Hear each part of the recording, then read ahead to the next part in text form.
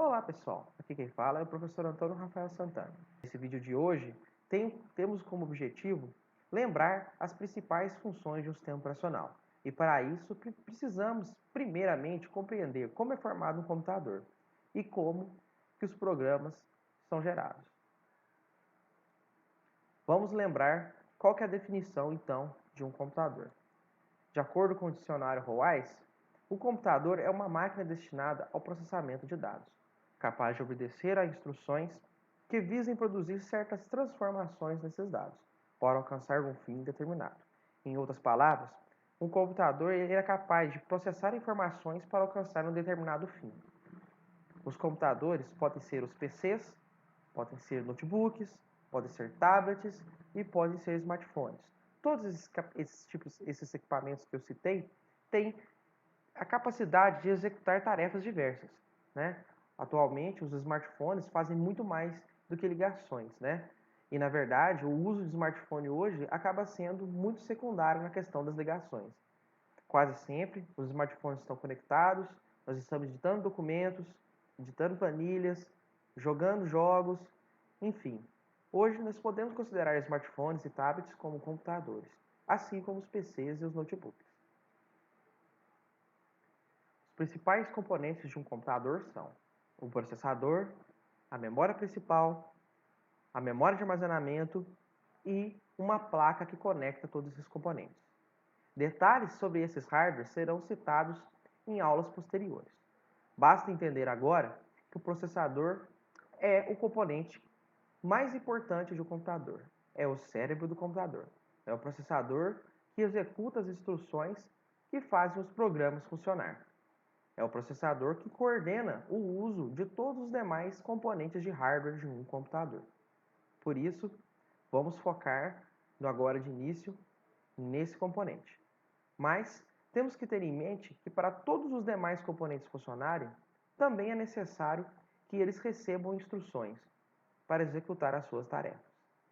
Vamos falar mais detalhadamente sobre isso nos próximos slides. Uma questão também muito interessante é que para que o usuário interaja com o computador, é necessário alguns periféricos de entrada e saída, como por exemplo o teclado, o mouse, o monitor, interfaces de rede e por assim em diante. Essas interfaces são chamadas de interfaces de entrada e saída. Existem também os chamados sistemas embarcados, que, assim como os computadores, transformam informações para gerar um determinado resultado. Só que ao contrário dos computadores, os sistemas embarcados eles executam algumas operações específicas ou um conjunto mais limitado de operações. Por isso, possuem um hardware mais limitado que um computador e são também mais baratos. Os sistemas embarcados acompanham uma grande gama de eletrodomésticos, de instrumentos musicais, telefones, smart TVs e por assim em diante. Esses equipamentos também são de suma importância e também têm um funcionamento bem parecido com os computadores. Para fazer, pessoal, os computadores ou os sistemas embarcados funcionarem, é necessário que nós possamos fornecer instruções para esses equipamentos. Então, um programa de computador é um conjunto de instrução que descreve uma tarefa que o computador deve realizar. Desta forma, nós temos que pensar agora como que essas instruções são passadas para o computador. Para isso, temos que imaginar um computador é um dispositivo eletrônico. Sendo assim, há apenas dois estados que um dispositivo eletrônico consegue detectar: a presença de energia e a ausência de energia. Com isso, o sistema binário ele ficou muito compatível com esse cenário. O sistema binário, assim como a energia, possui dois estados, um bit 0 e um bit 1. Então, computadores utilizam o sistema binário para descrever as suas instruções. E também usa o sistema binário como uma forma de mapear tudo que é utilizado nele. Então, todas as informações, todos os dados são traduzidos em sequência de 0 e 1, assim como todas as instruções que o computador deve executar também são sequências de 0 e 1. Muito bem. Uma terminologia muito utilizada no nosso meio da computação é a palavra do computador.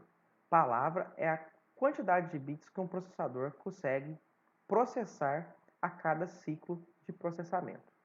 Atualmente, os processadores, em sua grande maioria, possuem 64 bits.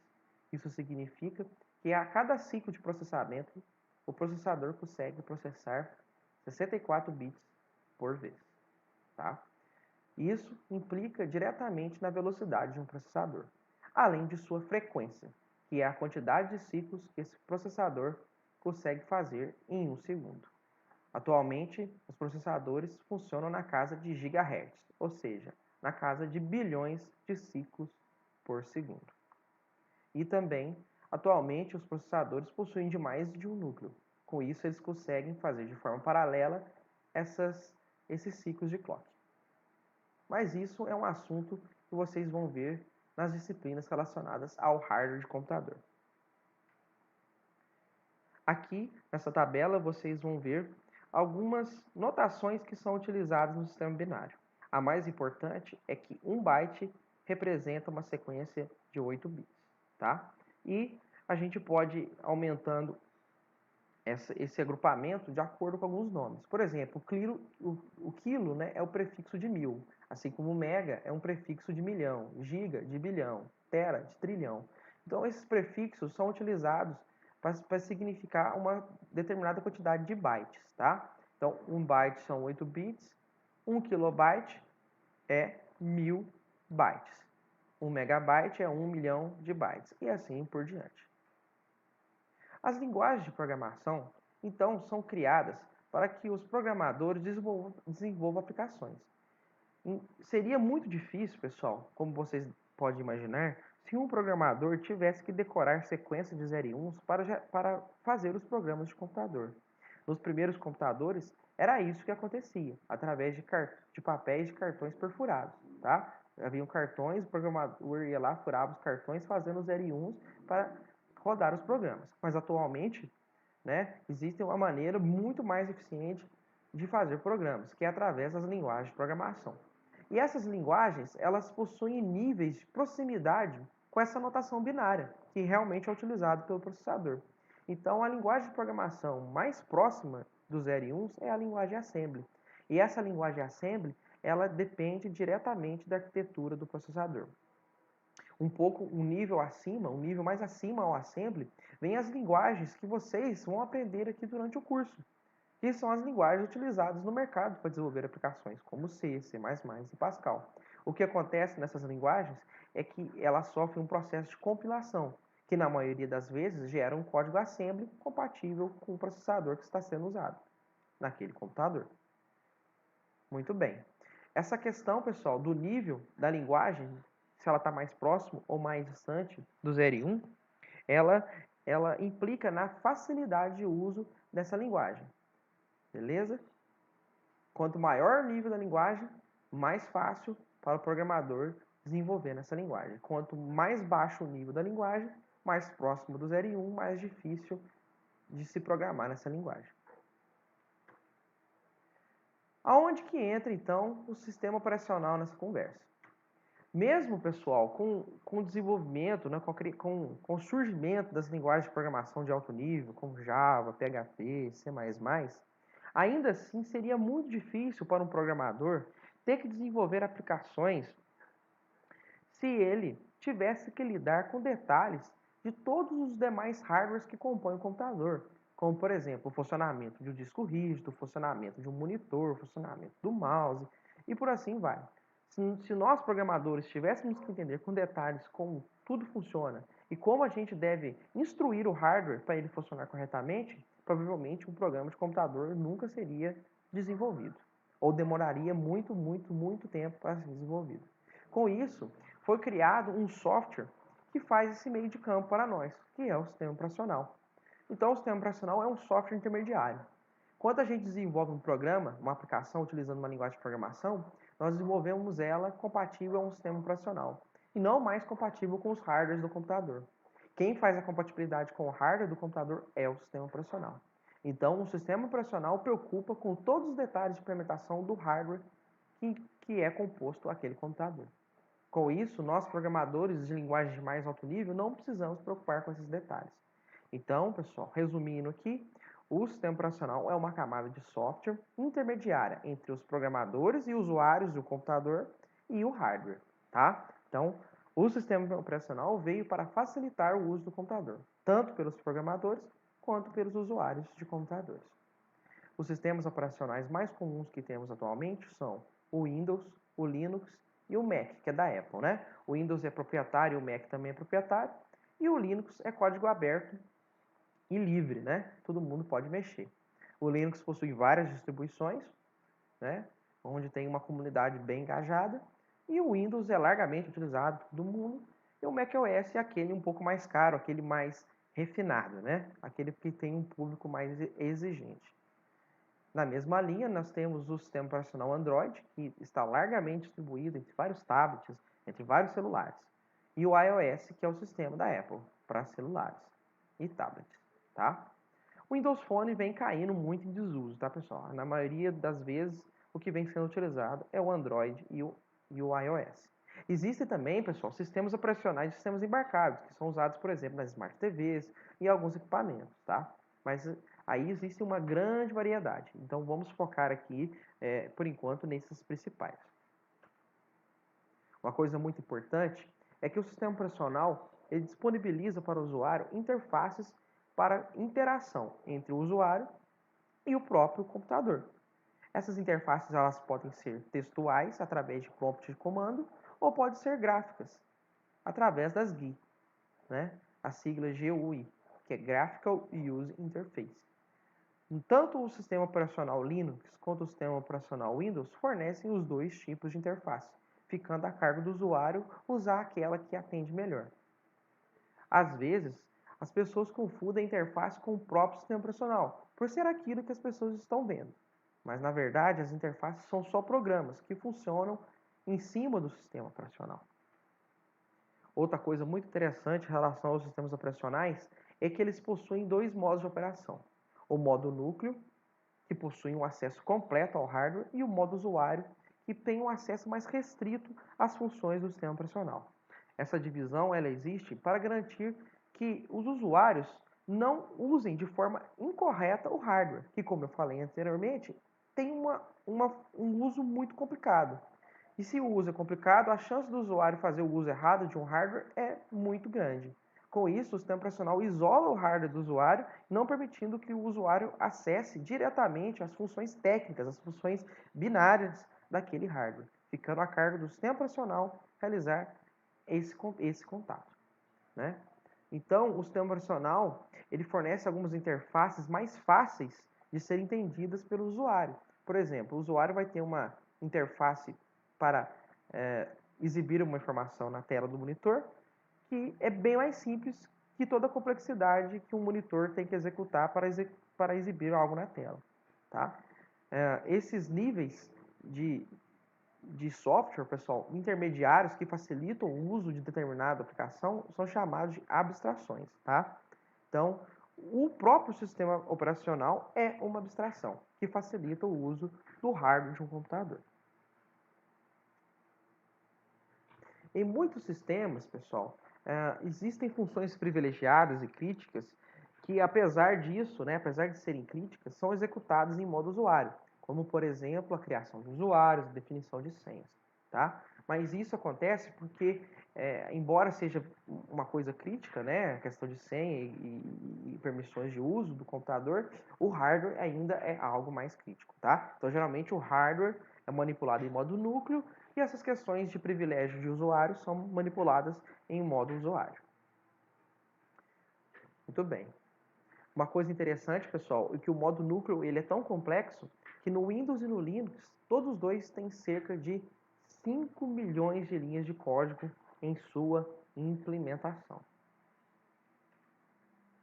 Finalmente, então, vamos agora aqui falar as duas principais funções de um sistema operacional, que era o objetivo da aula de hoje, né? Toda essa conversa nossa veio para chegarmos aqui nesse momento. Então, as duas principais funções são atuar como máquina estendida e gerenciar recursos. Atuar como máquina estendida significa que o sistema operacional vai proporcionar para usuários e para desenvolvedores de aplicativos uma interface mais fácil de mexer do que se eles fossem mexer diretamente com o hardware. Ele cria uma abstração, tornando mais fácil e mais rápido o uso do hardware. Para isso, o sistema operacional usa um outro tipo de abstração, que é o driver.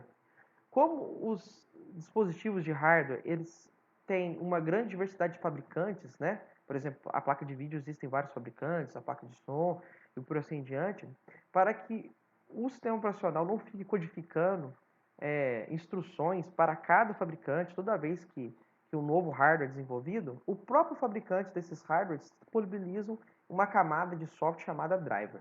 O driver ele conhece quais são as funções padrão do que o sistema operacional executa e fornece uma interface para esse sistema operacional acessar as funções do próprio dispositivo, tá? Então, toda vez que você vai instalar uma impressora, por exemplo, você instala o driver naquela impressora e o sistema operacional utiliza aquele driver para fazer todas as funcionalidades detalhadas daquela impressora. E nós, programadores, depois que o driver está instalado, a gente simplesmente manda imprimir, assim como o usuário do sistema operacional. Outra abstração que nós usamos frequentemente, tanto em celular como em tablet, em todos os tipos de computadores, é o arquivo. Tá? Então, os SOs disponibilizam essa abstração para usuários e programadores que utilizam discos, SSDs, pendrives. Os arquivos são a forma com que os programas e informações são armazenadas para o uso do computador. Tá? Então, pessoal, a função dos sistemas operacionais é criar boas abstrações, implementar e gerenciar objetos abstratos criados desse modo. Agora vamos falar um pouquinho mais sobre o que é máquina estendida. Como eu falei para vocês anteriormente, quanto mais próximo do hardware, mais difícil é programar. E assim existe essa nomenclatura, né? Mais baixo nível é uma linguagem de programação de acordo com a proximidade dos 0 e 1. E mais alto nível de acordo com a distância desses 0 e 1, né? Muito bem. Agora vamos falar da segunda funcionalidade do sistema operacional, que é atuar como gerenciador de recursos. Então, além de tornar mais fácil o uso do hardware, o sistema operacional ele também gerencia o uso desse hardware, ou seja, ele coordena qual o programa que vai acessar um determinado hardware, sem que o outro programa que também quer usar aquele hardware interfira no primeiro. Ele escalona o tempo de uso de um programa em um determinado hardware, o que dá dois conceitos diferentes, né? O sistema operacional gerencia os recursos no tempo e gerencia os recursos no espaço. Quando eu falo aqui de recursos, estou falando dos equipamentos de hardware do computador, né? Então, o sistema operacional decide, por exemplo, qual programa que vai ocupar a CPU num dado momento. Ele decide também, por exemplo, qual parcela da memória principal que vai estar ocupando um determinado programa. Qual parcela da memória principal vai estar ocupando outro programa. Qual parcela do disco vai estar ocupando uma determinada informação. Então, quem coordena toda essa divisão do espaço do equipamento que está sendo usado, quem coordena qual o tempo de uso desse hardware por um determinado programa é o sistema operacional. Se nós programadores tivéssemos que preocupar com isso, também ficaria ainda mais complexo a tarefa de desenvolver aplicativos. E graças ao sistema operacional, nós não precisamos preocupar com isso, tá? Então, pessoal, como vocês podem notar, o sistema operacional é uma coisa extremamente importante nos dias de hoje, né? E está presente em todos os computadores da atualidade. Aqui estão as referências utilizadas para a elaboração dessa aula. O slide que eu passei aqui nesse vídeo vai estar disponível para vocês no ambiente acadêmico, assim como uma lista de exercício. Conto com vocês no próximo vídeo. Bons estudos e tchau!